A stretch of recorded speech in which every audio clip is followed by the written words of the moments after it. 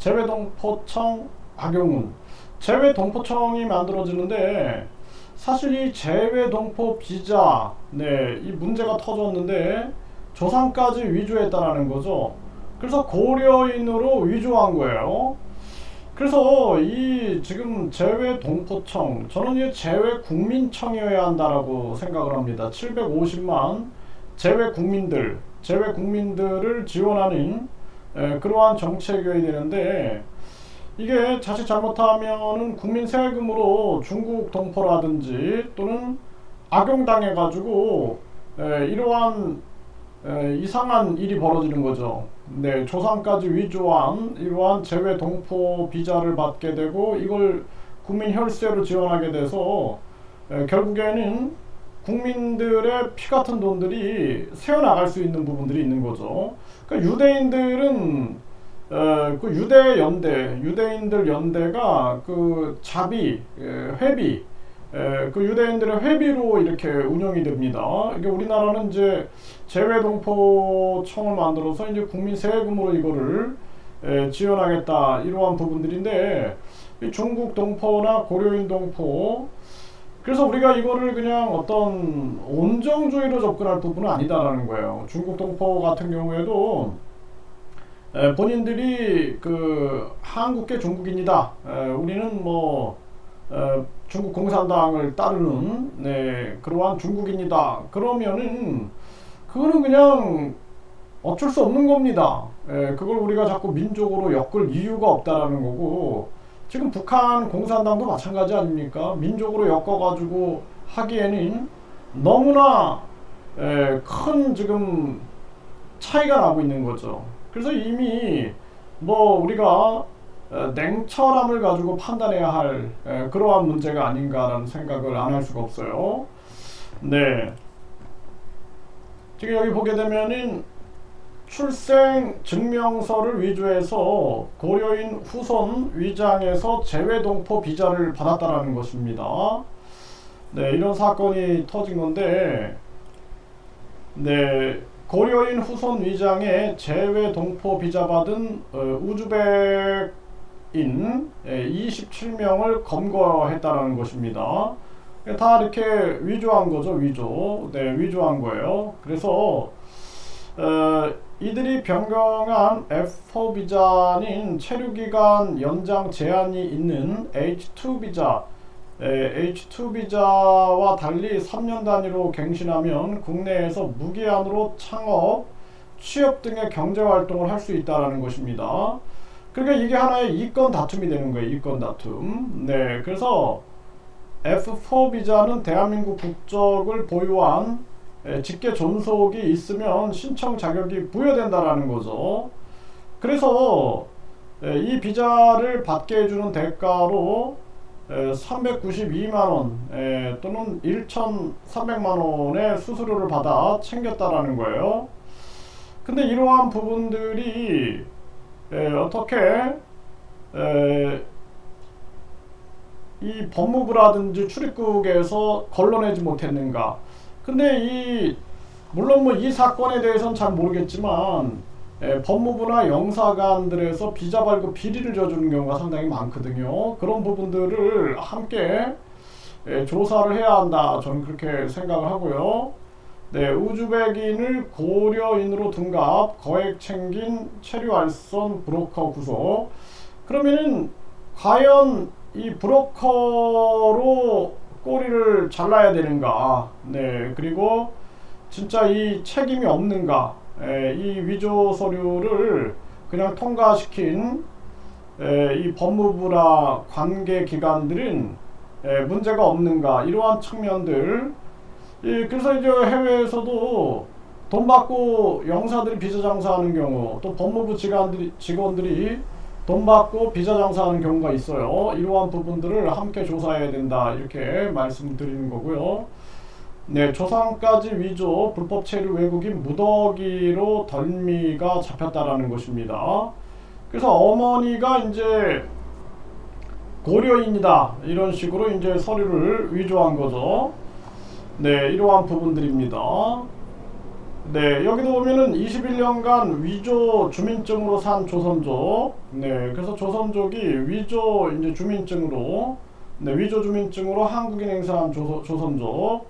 네, 자격증 따고 집 계약까지 했다라는 거예요. 그래서 예, 조선족 분들이 뭐 이제 훌륭하신 분들도 계시겠지만 한국을 악용하는 이러한 사례가 있는 경우를 냉철하게 판단해야지, 우리가 그냥 무작정 그냥 동포다 이렇게 끌어안을 문제는 아니다라는 것입니다. 21년간 한국인 행세한 조선족 주민증 도용 피해자도 몰랐다 이런 얘기가 나오죠. 네, 그리고 한국 여권 위조 조선족 14명이 체포. 그러니까 이런 일들이 계속 이루어져 온 겁니다. 한국 여권을 위조한다든지. 네. 호주의 한국인 불법 체류자가 2,700여 명, 대다수 조선족 위조 한국 여권을 소지하고 있었다라는 거죠. 네, 이런 일들이 이제 한국인들이 결국에는 피해를 보는 거예요. 문서 위조에서 조선족 1,071명 불법 입국을 시킨 60대 남성이 실형을 받았다. 근데 이게 문서를 위조해서 조선족 1,071명이 들어왔는데 이게 어떻게 사문서 위조 뭐 이런 건데 법무부나 외교부에서 걸러내지 못했냐라는 거예요. 이 책임은 없느냐라는 거죠. 그래서 이러한 부분들을 함께 조사를 해야 한다. 그리고 책임을 물어야죠. 책임을. 네. 탈북자 위조 여권으로 중국 다녀온 뒤 검거돼. 탈북자가 위조 여권으로 중국을 다녀온 뒤 검거되는 이러한 사건들, 이게 보도된 바가 있고요. 네, 조선족은 군림하는가에서 조선족 혜택에 대해서 이 경기 데일리에서 이 정제학 칼럼에 보면은 이게 나와요. 그래서 조선족 혜택, 국공립 어린이집 및 병설, 유치원, 영순위, 보육료, 육아 도움 및 비용 지원, 학습지 비용 및 학원비 지원, 고등학교 및 대학교 등록금 할인 및 장학금 지급, 기숙사 우선 배정, 은행 예금 이자 6% 이상, 외화 송금 수수료 할인, ATM 수수료 면제, 의료비 지원, 통신비 지원, 부동산 담보대출 무제한, 대출이자 특별 할인, 취득세, 양도세, 재산세 지원, 투기관리지역 부동산 취득 가능, 공공분양 및 공공임대 우선순위, 공무원 시험 다문화 전형 특채, 운전면허 및 각종 자격증 취득 국비 지원, 네, 그리고 선거권도 준다라는 거죠. 3년 국내 거주 시 지방 선거권을 부여하고, 이러한 부분들. 그리고 이 조선족들이 중국의 반환 정책 전선에서 도구로 쓰이는 한편 유엔의 대북 제재를 뚫고 반역의 앞잡이로 이용되고 있다는 추측이 심각한 일일 수밖에 없다, 이런 거를 얘기를 하고 있고요. 그래서 이 조선족이 170만이 넘는다고 하는데 이 혜택 18개 항목의 혜택을 170만 명이 받고 있다. 그래서 대한민국 국민들이 세금 내서 조선족을 부양하다가 허리가 휠 지경이다, 이런 얘기를 하고 있는데요. 참 이러한 것도 문제고요. 그리고 조선족 사이로 북한과 중국이 간첩을 침투시킨다라는 점, 이런 것도 우려해야 할 부분이다. 이 북한이나 중국 공산당이 수단과 방법을 안 가리고 이렇게 뭐 악용할 수가 있는 거죠. 그래서 제가 항상 국가보안법 및 국제간첩제재법, 네, 이게 필요하다라고 항상 말씀을 드리고 있는 것입니다.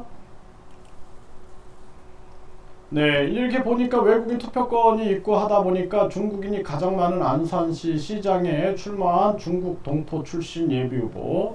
그러니까 중국 이 동포로서 이 출신 또 이분이 이제 뭐 국적을 받았겠죠. 그래가지고 안산시 시장에 출마하는 거예요. 그러니까 나중에 만약에 이런 분들이 대한민국 국익을 위하여 일을 하시겠지만 만약에 그렇지 않는다면은 이거는 국가 안보에 어려운 문제를 유발시킬 수 있다라는 거죠. 네. 그래서 이러한 부분들이 지금 전개가 되고 이 대림 칼럼에 보면 중국 동포 국회의원 탄생을 기대하며 이런 일이 생기는 거예요. 그러니까 중국 동포 국회의원을 만드는 작업들이 일어날 수 있다라는 겁니다. 그래서 이 월드 코리안에서 보면은 이런 기사가 나오는 거예요. 그래서 외국인 투표권을 저는 폐지해야 된다라고 계속 제가 말씀을 드리는 거고, 이 한국이 완전히 국제 아주 갈등의 표본이 될 수도 있습니다. 이게 참 심각한 문제가 될 수 있다라는 거예요. 그 재외동포청이 이제 6월 5일에 출범을 한다라는 거죠. 우리 국민들이 참 이런 다양한 복잡한 이 대한민국의 변혁기 속에서 혼란을 겪을 수밖에 없다라는 것입니다. 안타까움을 금할 수가 없어요.